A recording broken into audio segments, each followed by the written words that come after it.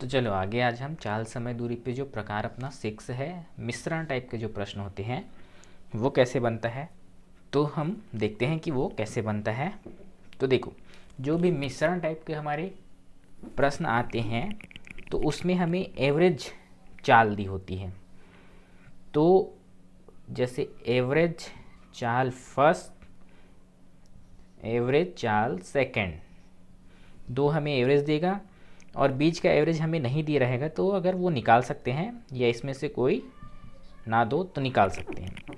उसके बाद हमें यहाँ पे समय दिया रहेगा, पहले चाल में लगा समय और दूसरी चाल में लगा समय, ये देता नहीं है, हमें निकालना पड़ता है।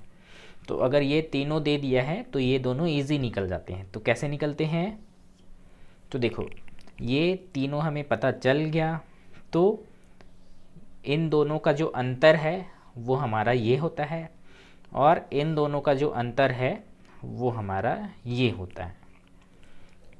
ठीक है, तो इस तरह से जो मिश्रण वाले क्वेश्चंस होते हैं तो वो बनते हैं। तो देखो ये और अच्छे से समझ में आएगा जब हमारा क्वेश्चंस आप देखेंगे। तो चलिए क्वेश्चन के थ्रू मैं समझाने का प्रयास करता हूँ। देखो, लाला अपने गांव से शहर लौटता है जिसकी दूरी कितनी है, 48 किलोमीटर हमें दूरी दिया हुआ है। ठीक है, ये हमारा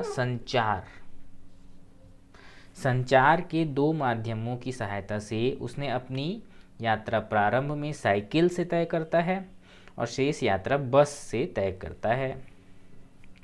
ठीक, तो साइकिल के द्वारा 16 किलोमीटर पर आवर की औसत चाल से जाता है और बस से 40 किलोमीटर की औसत चाल से जाता है।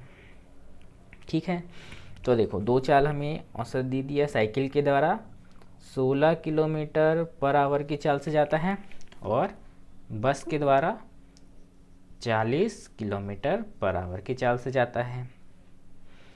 ठीक, तो कुल दूरी 2 घंटे में तय करता है।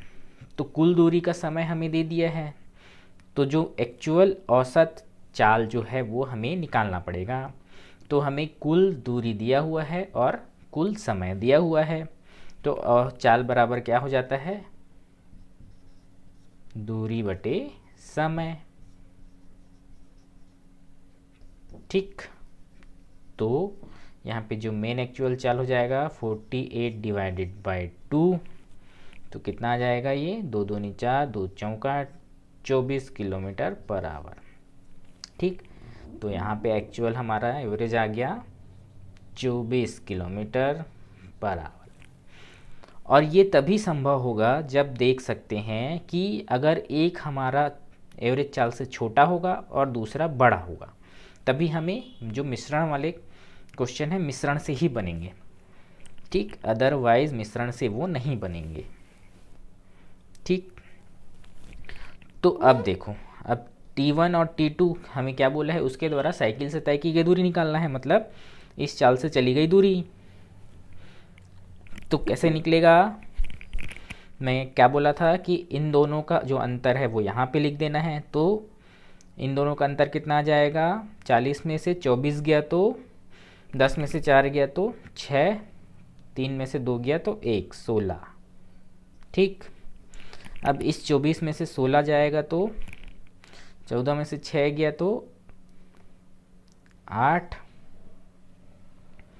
ठीक, 16 8 24, तो ये 1 1 कैंसिल, तो 16 और 8 आ गया हमारा समय का अनुपात। ठीक, T1 एंड T2। तो अब समय का अनुपात निकालेंगे, तो इन दोनों को मैं काट सकता हूँ, 8 एकम 8 दूनी 16, तो कितना आ गया, 2:1। ठीक, तो हमें कुल दूरी तय करने में जो समय लगा है वो 2 घंटे हैं। तो यहाँ पे कुल दूरी तय करने के लिए कितना इकाई आएगा, इन दोनों को जोड़ देंगे तो ये हो जाएगा 3। तो 3 इकाई बराबर हमें दिया हुआ है 2 घंटे। बराबर 2 घंटे मतलब 120 मिनट। इसको मिनट में अगर चेंज करेंगे तो यहाँ से 1 इकाई निकल जाएगा। 1 इकाई बराबर क्या हो जाएगा, 120/3, 3 चौक 12 मतलब 40 मिनट। ठीक।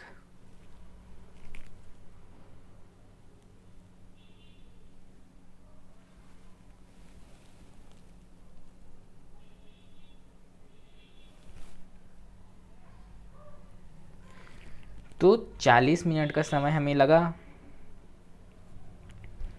तो अब 1 इकाई हमें पता चला है, 1 इकाई मतलब ये 1 है, तो ये बस द्वारा तय करने में लगा समय 40 मिनट हो जाएगा।